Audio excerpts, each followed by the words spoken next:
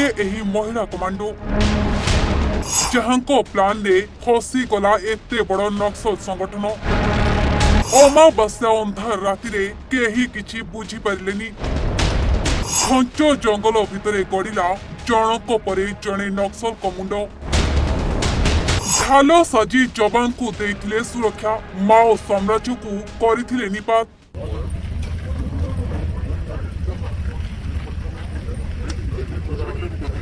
हाँ क्या दंतेवाड़ा जंगल में होइतिबा सबुठारु बड़ एनकाउंटर जहाँकि सफलता इतिहास रे आउ एक फर्द जोड़ी होई जाइछि।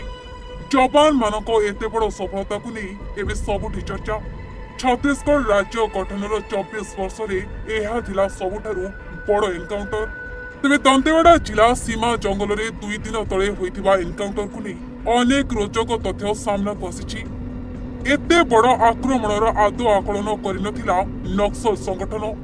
निज पाखरे अत्याधुनिक अस्त्र शस्त्र लुचेई रखिथिबारु अत्याधिक आत्मविश्वास रहिथिला नक्सल संगठन।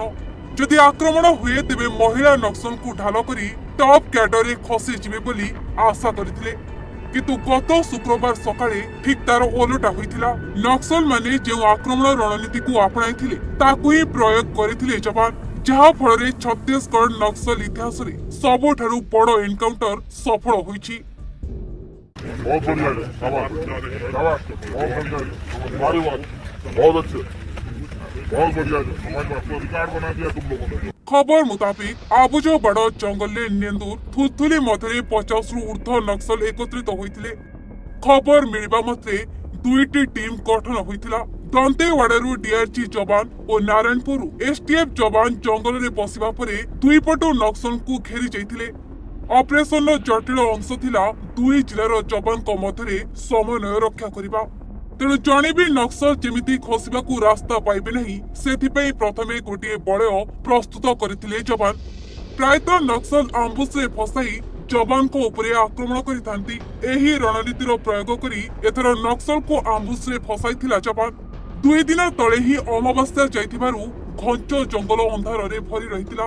तेणु जवान को उपस्थिति संपर्क में आदौ सुराग पाई नथिले नक्सल। आ सबठारु बड़ कथा हेउछि एही ऑपरेशन गुरुत्वपूर्ण अंग थिले महिला कमांडो, जे कि शत्रुर छाती उपरे छिड़ा हुई मां दुर्गति नासिनी दुर्गांक भली करिथिले शत्रु संहार।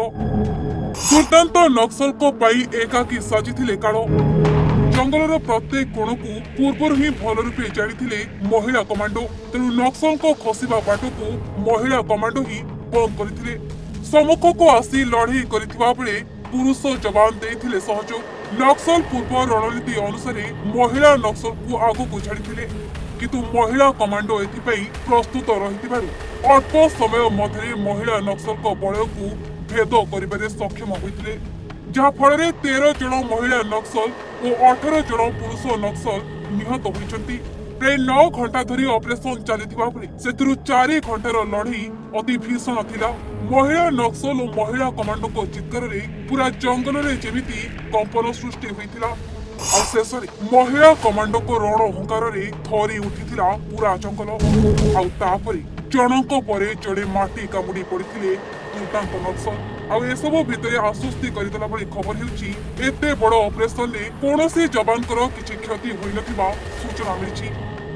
क्या एते बड़ ऑपरेशन रे महिला कमांडोकर एभली साहसिकता और दृढ़ इच्छा शक्ति और सफलता देखि ताको पुरस्कृत करिबा पई निष्पत्ति नेइछंती राज्य सरकार।